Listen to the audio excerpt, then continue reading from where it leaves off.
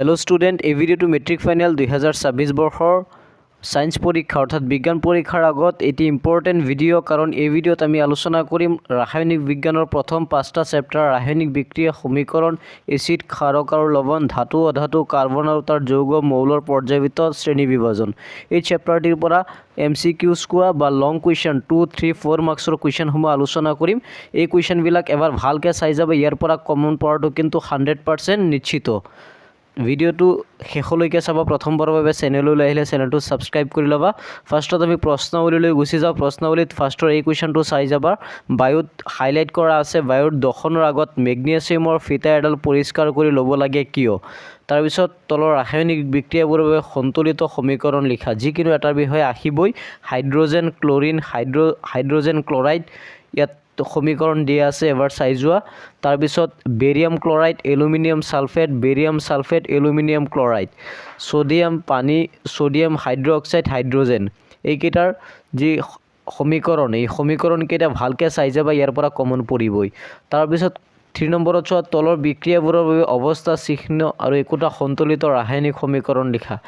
এই হাইলাইট কৰা পইণ্টকেইটা এবাৰ চাই যাবা। তলত চোৱা, কেলছিয়াম অক্সাইডে পানীৰ সৈতে তীব্ৰভাৱে বিক্ৰিয়া কৰি শিথিলতা চূণ কেলছিয়াম হাইড্ৰক্সাইড উৎপন্ন কৰি প্ৰচুৰ তাপ উৎপন্ন কৰে। ইয়াৰ যোনটো সমীকৰণ আছে এই সমীকৰণটো চাই যাবলৈ নাপাহৰিবা।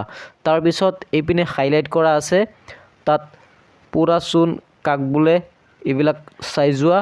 তাৰপিছত তাপীয় বিয়োজন, এইখিনি চাই যোৱা, হাইলাইট কৰা আছে, এইখিনি তোমালোকেও হাইলাইট কৰি ল'বা বা দাগ দি ল'বা, এইখিনি চাই যাবলৈ নাপাহৰিবা। তাৰপিছত এইপিনে চোৱা, হাইলাইট কৰা আছে বিক্ৰিয়াক তাপগ্ৰাহী বিক্ৰিয়া কাক বোলে। প্ৰশ্নাৱলীত চোৱা, প্ৰশ্নাৱলী এটা পদাৰ্থ Xৰ দ্ৰৱক বগা ৰং সানিবলৈ ব্যৱহাৰ কৰা হয়।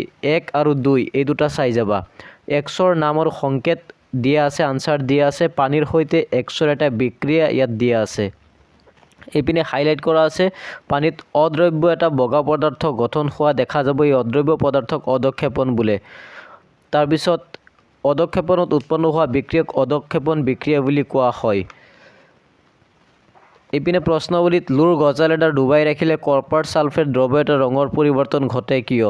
তাৰপিছত 3 নম্বৰত তলৰ বিক্ৰিয়াকেইটাত জাৰিত আৰু বিজাৰিত হোৱা পদাৰ্থসমূহ বাছি উলিওৱা। 1 আৰু 2 ভালকৈ চাই যাবা। তাৰপিছত এইপিনে অনুশীলনীত এইবিলাক MCQ এবাৰ চাই যাবা। তলৰ বিক্ৰিয়াটোৰ বাবে উক্তিসমূহৰ কোনটো অশুদ্ধ? অপশ্যন দিয়া আছে 1, 2, এই গোটেইখিনি চাই যোৱা। কুৱেশ্যন নম্বৰ 4টো চাবা, সন্তুলিত ৰাসায়নিক সমীকৰণ কি? ৰাসায়নিক সমীকৰণক কিয় সন্তুলিত কৰিব লাগে? তলৰ উক্তিসমূহ ৰাসায়নিক সমীকৰণ ৰূপত লিখা আৰু সন্তুলন কৰা। এটা নহয় এটা গেৰাণ্টি আহিব কুৱেশ্যন নম্বৰ 5 আৰু 6ৰ পৰা, এটা নহয় এটা 100% চিয়'ৰ আহিবই। এবাৰ গোটেইখিনি চাই যাবা। তাৰপিছত 7 নম্বৰত তলৰ বিক্ৰিয়াবোৰৰ সন্তুলিত ৰাসায়নিক সমীকৰণ, ইয়াৰ পৰাও এটা আহিব গেৰাণ্টি। তাপবৰ্জ্য আৰু তাপগ্ৰাহী বিক্ৰিয়া বুলিলে কি বুজায় এইটো চাই যাবা। বিযোজন বিক্ৰিয়াক সংযোজন বিক্ৰিয়াৰ বিপৰীত বোলা হয় কিয়? এইসমূহ বিক্ৰিয়াৰ বাবে সমীকৰণ লিখা। তাপ পোহৰ বিদ্যুৎ শক্তিৰে সংঘটিত বিযোজন বিক্ৰিয়াৰ একোটাকৈ সমীকৰণ লিখা। এইখিনি চাই যাবা। অপসাৰণ আৰু দ্বি অপসাৰণ বিক্ৰিয়াৰ মাজত পাৰ্থক্য কি? অধক্ষেপণ বিক্ৰিয়া মানে কি? উদাহৰণ দি ব্যাখ্যা কৰা। জাৰণ বিজাৰণ, লুৰ বস্তুত ৰঙৰ প্ৰলেপ দিও কিয়? তাৰপিছত তেল আৰু চৰ্বি থকা খাদ্যবস্তু নাইট্ৰজেনৰ পৰিৱেশত পেকেটত ভৰোৱা হয় কিয়? ক্ষয়ীভৱন, চৰ্বিৰ দুৰ্গন্ধিতা, এইখিনি এবাৰ চাই যাবা। এচিড আৰু ক্ষাৰক আৰু লৱণ, এইপিনে হাইলাইট কৰা আছে ফাৰ্ষ্ট পেজতে। লিটমাছ দ্ৰৱ হ'লে থেলফাইটা বৰ্গৰ অন্তৰ্ভুক্ত লিচেন নামৰ উদ্ভিদৰ পৰা নিষ্কাশন কৰা এবিধ বেঙুনীয়া ৰঞ্জক। তাৰপিছত এইপিনে হাইলাইট কৰা আছে গাণিতিক কেন্দ্ৰিক সূচক কাক বুলি কোৱা হয়? এচিড আৰু ক্ষাৰকে ধাতুৰ সৈতে কি বিক্ৰিয়া কৰে? এইখিনি চাই যাবা, চিত্ৰটো চাই যাবা। তাৰপিছত প্ৰশ্নাৱলীত চোৱা, দৈ আৰু টেঙা খাদ্যবস্তুৰ পিতল আৰু তামৰ পাত্ৰত থোৱা নহয় কিয়? এইটো চাই যাবা। এচিডে ধাতুৰ সৈতে বিক্ৰিয়া কৰিলে সাধাৰণতে কোনটো গেছ নিৰ্গত হয়? এইপিনে প্ৰশ্নাৱলীৰ পৰা, এচিড এটাৰ জলীয় দ্ৰব্যই কিয় বিদ্যুৎ পৰিবহণ কৰে? শুকান HCl গেছে কিয় শুকান লিটমাছ কাগজৰ ৰঙৰ পৰিৱৰ্তন ঘটায়? এই কুৱেশ্যনটো চাই যাবা। তাৰপিছত ইয়াত প্ৰশ্নাৱলীৰ ভিতৰত চোৱা, তোমাৰ হাতত A আৰু B দুটা দ্ৰৱ আছে। A pH আৰু A ৰ মান 6 আৰু দ্ৰৱৰ pH 8ৰ মান 8। গতিকে কোনটো দ্ৰৱত হাইড্ৰজেন আয়নৰ গড়তা বেছি? কোনটো আম্লিক আৰু কোনটো ক্ষাৰকীয়? এইটো কুৱেশ্যন চাই যাবা। এইপিনে এটা নহয় এটা ইয়াৰ পৰা আহিবই। Bleaching powder, bleaching soda, sodium hydrogen কাৰ্বনেটৰ ব্যৱহাৰ, কাপোৰ ধোৱা সোডা, এইখিনি এবাৰ তোমালোকে ভালকৈ চাই যাবা। তাৰপিছত ইয়াত এই হাইলাইট কৰা পইণ্ট এইপিনে আছে, এইখিনি গোটেইখিনি এটা চাবা, এই গোটেইখিনি এবাৰ ভালকৈ চাই যাবা, ইয়াৰ পৰা কুৱেশ্যন আহিবই। প্ৰশ্নৱলীত চোৱা, যৌগ CaOCl2ৰ সাধাৰণ নামটো কি? Bleaching powder. এই হাইলাইট কৰা পইণ্টকেইটা এই কুৱেশ্যনবিলাকৰ পৰা এটা কুৱেশ্যন আহিবই। তাৰপিছত এইপিনে চোৱা, অনুশীলনীত কেইটামান MCQs আছে, MCQsবিলাক চাই যাবা। লং কুৱেশ্যন চোৱা, পতিত পানীয়ে বিদ্যুৎ সৰবৰাহ নকৰে কিন্তু বৰষুণৰ পানীয়ে কিয় কৰে? এইটো চাই যাবা। পানীয়ে অনুপস্থিত এচিড ধৰ্ম প্ৰদৰ্শন নকৰে কিয়? কেঁচা গাখীৰৰ pH-ৰ মান 6, ই দৈত পৰিণত হ'লে pH সলনি হ'বনে? ব্যাখ্যা কৰা। প্ৰশমন বিক্ৰিয়া কি? দুটা উদাহৰণ লিখিব লাগে। কাপোৰ ধোৱা ছ'ডা আৰু বেকিং ছ'ডাৰ দুটাকৈ গুৰুত্বপূৰ্ণ ব্যৱহাৰ লিখিব লাগে। তাৰপিছত ধাতু আৰু অধাতুলৈ আহিছোঁ। এই চেপ্টাৰত থকা সম্ভাৱ্য কুৱেশ্যনবিলাক আলোচনা কৰিম। ফাৰ্ষ্টত চোৱা, ধাতু একোটাৰ উদাহৰণ দিয়া। যি ধাতু সাধাৰণ উষ্ণতাত জুলীয়া, কটাৰীৰে সহজে কাটিব পাৰি। ছ'ডিয়াম, তাপৰ আটাইতকৈ সুপৰিবাহী ৰূপ, তাপৰ কম পৰিবাহী। ইয়াত আনচাৰ দিয়াই আছে। তাৰপিছত আমি আগবাঢ়িছোঁ। ইয়াত প্ৰশ্নৱলীত চোৱা, ছ'ডিয়াম ধাতু কিয় কেৰাচিন তেলত ডুবাই ৰখা হয়? এইখিনি চাবা। কিছুমান মৌলৰ ইলেক্ট্ৰনীয় বিন্যাস, এইটোতো 100% চিয়'ৰ, এটা নহয় এটা আহিবই। সৰ্বান্ত গেছ, ধাতু, অধাতু, এইকেইটা ইলেক্ট্ৰনীয় বিন্যাস গোটেইখিনি চাই যাবা।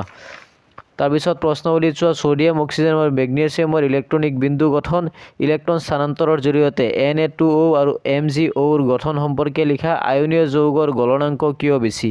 এই কুৱেশ্যনটো ভালকৈ চাই যাবা। তাৰপিছত প্ৰশ্নৱলীত আছে, তলত দিয়াবোৰৰ সংজ্ঞা লিখিব লাগে। মণিক আকৰ, খনিজ মল। প্ৰকৃতিত মুক্ত অৱস্থাত পোৱা ধাতুৰ নাম লিখিব লাগে। এই কুৱেশ্যন দুটা চাই যাবা। প্ৰশ্নৱলীত কোনবোৰ ধাতু সহজে ক্ষয় নহয়? সংকৰ ধাতু কি? তাৰপিছত অনুশীলনীত 1 নম্বৰীয়া কুৱেশ্যন যিবিলাক আছে গোটেইখিনি চাবা। উভধৰ্মী অক্সাইডৰ কাক বোলে? দুটা উভধৰ্মী অক্সাইডৰ উদাহৰণ লিখা। M ধাতুৰ বৈদ্যুতিক শোধনৰ বেলিকা এন'ড, কেথড আৰু বিদ্যুৎ বিশ্লেষক কি ল'ব লাগিব? তাৰপিছত লোড মামৰ দ্বাৰা ৰোধ কৰিবলৈ দুটা উপায় বৰ্ণনা কৰা। অক্সিজেনৰ লগত বিক্ৰিয়া কৰি অধাতুবিলাকে কেনে অক্সাইড উৎপন্ন কৰে? এই কুৱেশ্যনটো চাবা। ছ'ডিয়াম, পটাছিয়াম আৰু লিথিয়াম ধাতু তেলত ডুবাই ৰখা হয়। ধাতু নিষ্কাশনৰ সময়ত কাৰ্বনেট আৰু ছালফাইড আকৰ অক্সাইডলৈ ৰূপান্তৰ কৰা হয়। ৰাসায়নিক ধৰ্মৰ ভিতৰত ধাতু আৰু অধাতুৰ পাৰ্থক্য। এই গোটেইখিনি কুৱেশ্যন এবাৰ ভালকৈ চাই যাবা। তাৰপিছত আমি নেক্সট কাৰ্বন আৰু তাৰ যৌগ, ইয়াৰ প্ৰশ্নৱলীৰ পৰা কাৰ্বন ডাই অক্সাইডৰ ইলেক্ট্ৰনিক বিন্দু গঠন কি হ'ব? এই কুৱেশ্যনটো ভালকৈ চাবা। তাৰপিছত সংপৃক্ত হাইড্ৰ'কাৰ্বন আৰু ইয়াৰ গঠন, ইয়াত থকা আণৱিক সংকেত গঠনবিলাক চাবা, এটা নহয় এটা আহিবই। নেক্সট আমি আগবাঢ়িছোঁ। প্ৰশ্নৱলীত পেণ্টেনৰ বাবে কেইটা গঠন সমযোগী আঁকিব পাৰি? এবাৰ চাই যাবা।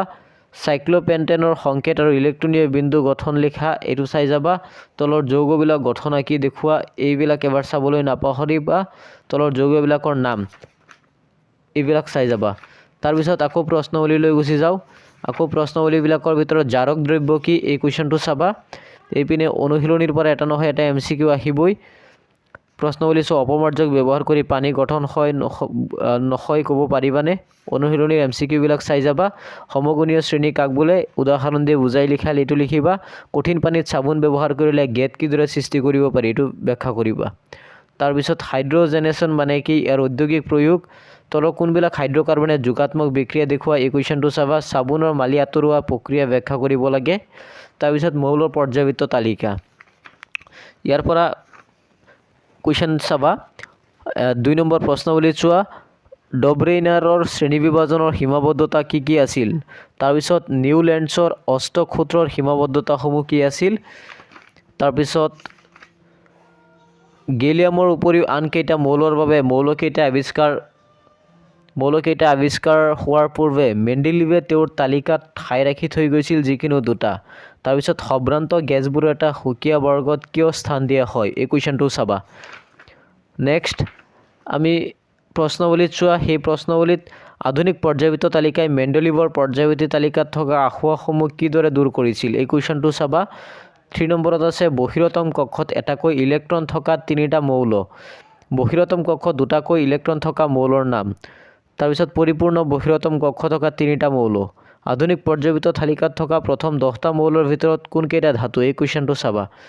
তাৰপিছত ইয়াত আৰু এটা হাইলাইট কৰা আছে, এইটো চাবা। অনুশীলনীত থকা MCQবিলাক এবাৰ ভালকৈ চাই যাবা, ইয়াৰ পৰা কুৱেশ্যন কমন পৰিব।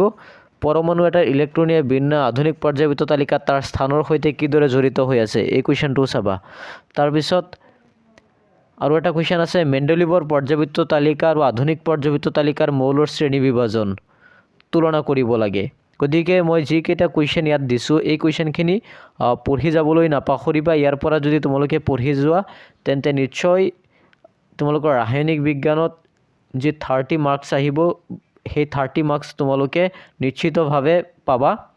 গতিকে নেক্সট ভিডিঅ'ত মই বায়'লজি অৰ্থাৎ জীৱন প্ৰক্ৰিয়া বা বায়'লজিৰ চেপ্টাৰবিলাকৰ ইম্পৰ্টেণ্ট কুৱেশ্যনসমূহ আলোচনা কৰিম, কমন কুৱেশ্যনবিলাক আলোচনা কৰিম। আশা কৰোঁ ভিডিঅ'বিলাক চাবা বুলি। মই ইতিমধ্যে আগৰ ভিডিঅ'বিলাকত যিবিলাক কমন আগবঢ়াইছিলোঁ তাৰ পৰা বহুকেইটা কুৱেশ্যনে অহা দেখা পোৱা গৈছে। গতিকে আজিৰ কাৰণে ইয়াতে সামৰিলোঁ। চাই থাকিব সকলো আকন্দ এডুকেটৰ্ছ। ধন্যবাদ।